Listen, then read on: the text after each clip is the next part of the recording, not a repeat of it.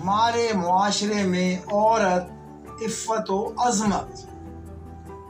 اس مغربی تہذیب نے عورت کو اسٹیج پر گانا گانے کی اجازت دے دی، جبکہ اللہ تعالیٰ نے اسے اذان اور اقامت کہنے سے روک دیا تاکہ اس کی آواز کی نرمی اور عفت کو محفوظ رکھا جا سکے. کافروں نے اسے اسٹیج پر اداکاری کرنے کی اجازت دے دی، جبکہ اللہ تعالیٰ نے ان پر جمعے کی نماز یا با جماعت نماز بھی فرض نہیں کی تاکہ عزت کو محفوظ رکھا جا سکے. بے شرموں نے عورت کو اولمپکس اور مقابلوں کا چیمپئن بنایا، جبکہ اللہ تعالیٰ نے اسے صفا اور مروہ کے درمیان دوڑنے سے روک دیا تاکہ عصمت اور حیا کو محفوظ رکھا جا سکے. لمبے سفروں اور تقریبات پر بغیر محافظ کے باہر نکالا، جبکہ اللہ تعالیٰ نے عورت کی عفت اور عصمت کو برقرار رکھنے کے لیے عورت سے اسلام کے ستونوں میں سے ایک ستون حج کو گرا دیا، یعنی جب عورت کا کوئی محرم موجود نہ ہو.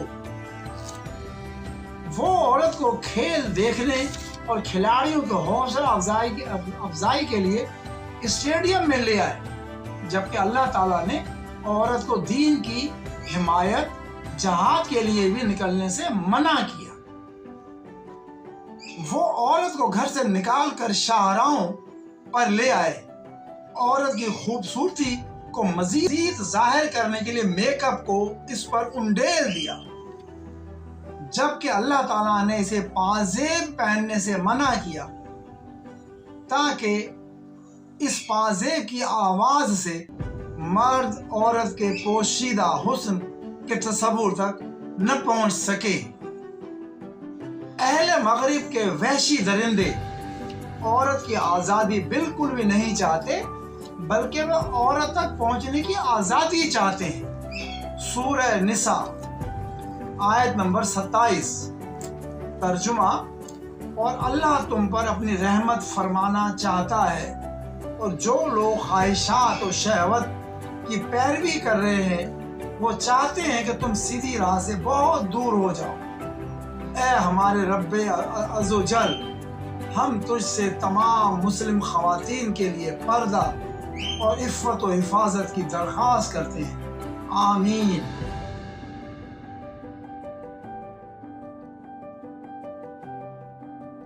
روزانہ دوپہر کی نیند لینا دماغ کی صحت کے لیے کس قدر فائدہ مند ہے.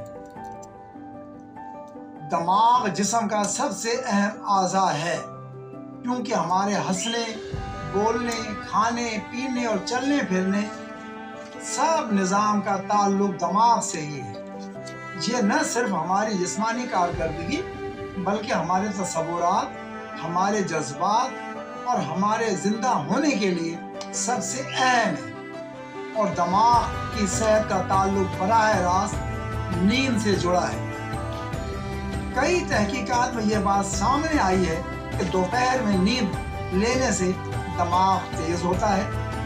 البتہ اکثر لوگ مصروفیات زندگی کے باعث دوپہر کے وقت نیند نہیں لیتے، لیکن ماہرین کہتے ہیں کہ دوپہر کے وقت کچھ دیر کی نیند لینا ہماری دماغی صحت پر مثبت اثرات ڈال سکتی ہے. ماہرین کے مطابق دوپہر کی نیند سے انسان کی زبان میں روانی اور یادداشت میں تیزی آتی ہے. چین کے محققین نے 1534 افراد پر تحقیق کی، جس میں 680 افراد نے دوپہر کی نیند نہیں کی، جبکہ رات میں تمام لوگوں نے 6.5 گھنٹے کی نیند لی اور دوپہر کے کھانے کے بعد 1 سے 2 گھنٹے سوئے. اس تحقیق کے نتائج میں یہ بات سامنے آئی کہ دوپہر کی نیند نہ لینے والے 680 افراد کے بنسبت جنہوں نے روزانہ دوپہر نیند لی، ان کے دماغ میں ایک حیرت انگیز تبدیلی اور تیزی نظر آئی. انہوں نے چیزوں کو زیادہ سے زیادہ یاد رکھا، ان کے بولنے میں روانی محسوس کی گئی، جبکہ وہ پہلے سے زیادہ چاق و چوبند دکھائی دیے.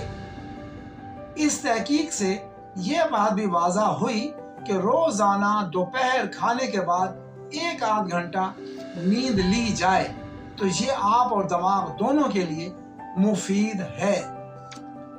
دماغ کی صحت اور نشو و نما کے لیے اچھی غذا یعنی دودھ، بادام، اخروٹ، ہری سبزیاں، سلاد، انڈا اور ورزش، یہ سب کچھ آپ اور آپ کی صحت، ذہنی صلاحیت اور خوبصورتی کے لیے بہت ہی ضروری ہے۔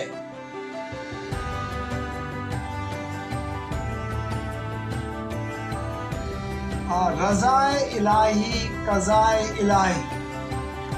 بعض لوگ میت کا اعلان کرتے وقت کہتے ہیں کہ فلاں شخص رضائے الہی سے فوت ہو گیا، حالانکہ کہنا یہ چاہیے کہ فلاں شخص قضائے الہی سے فوت ہو گیا، اس لیے کہ قضا اور رضا میں بڑا فرق ہے۔ قضا کے معنی تقدیر الہی، نوشتہ تقدیر، فیصلہ، اتفاق یا حادثہ، فیض اللغات فارسی بحوالہ، جبکہ رضا کے معنی مرضی، خوشنودی اور خوشی۔ لہذا جب اللہ تعالیٰ کسی کے بارے میں فیصلہ نافذ کرتا ہے اس کو قضا کہتے ہیں، اور جب وہ کسی کام کی وجہ سے راضی ہوتا ہے تب اس وقت اس بندے پر رضائے الہی کا ظہور آتا ہے، جیسا کہ آیت میں سورہ توبہ آیت نمبر 59۔ ترجمہ: اور کیا اچھا ہوتا اگر وہ اس پر راضی ہوتے جو اللہ اور رسول نے ان کو دیا، پھر جب ہم نے اس پر موت کا حکم بھیجا۔ سبا آیت نمبر 14۔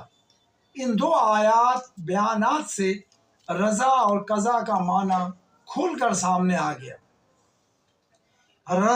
رضا سے اللہ تعالیٰ کی مرضی، رضامندی اور خوشنودی مراد ہے، جبکہ قضا سے تقدیر، فیصلہ اور موت مراد ہے۔ لیکن کچھ لوگ موت کو رضا الہی کی طرف منسوب کرتے ہیں اور بیابانگ دوہل کہتے ہیں کہ فلاں رضا الہی سے فوت ہو گیا، حالانکہ موت رضا الہی سے نہیں، قضا الہی سے ہی واقع ہوتی ہے۔ رضا اور قضا میں بہت بڑا فرق ہے۔